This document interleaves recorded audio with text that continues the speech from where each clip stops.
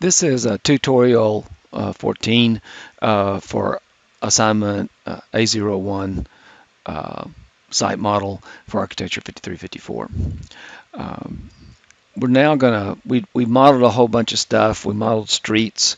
We put our streets in, put curbs on them, put sidewalks in. We did some mass buildings which aren't showing up here in this AXO, so we'll talk about that. And then now we want to get these drawings kind of ready um, for views.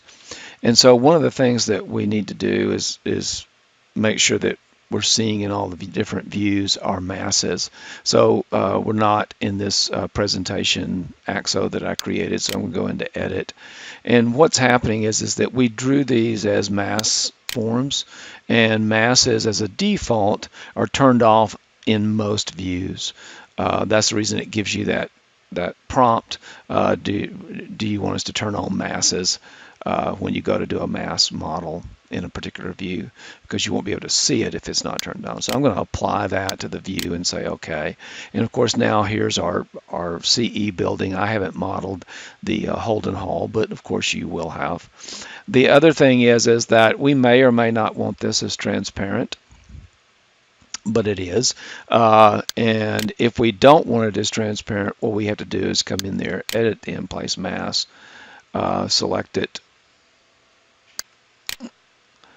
and then we should be able to do, just like we did this other mass, we can come in here and change its color.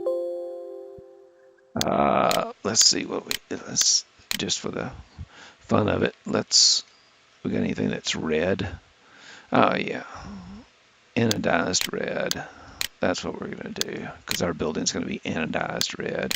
Okay, and of course right now we can't see it because it's just in shaded mode, but if we go realistic, we would be able to see it.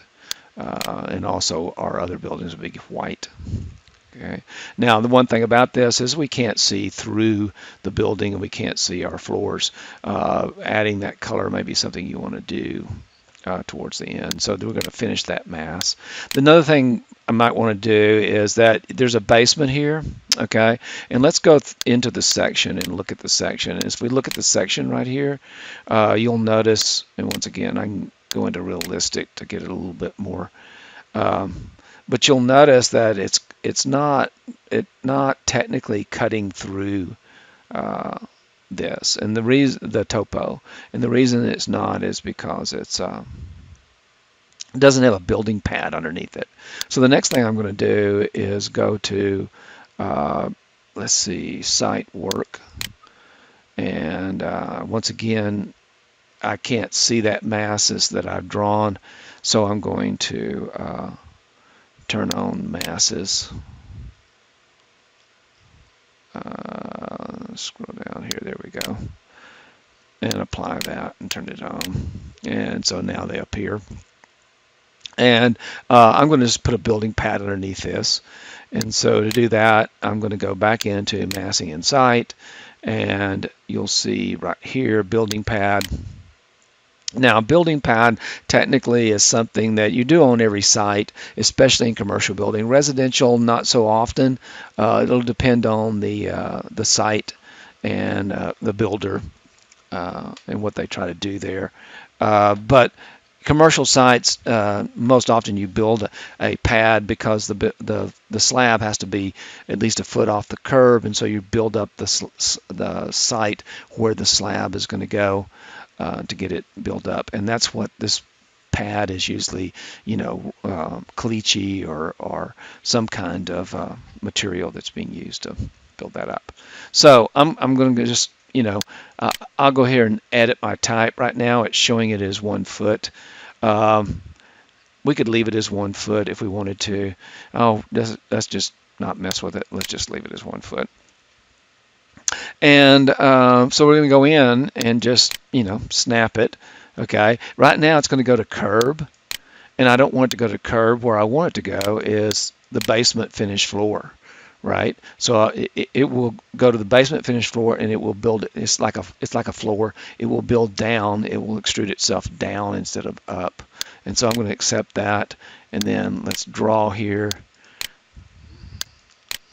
And I definitely want to tie that building pad to my mass perimeter, so that if I move or change the shape of the mass, it will change the shape of that. Now if we go back into that section, okay, we're going to see the building mass here.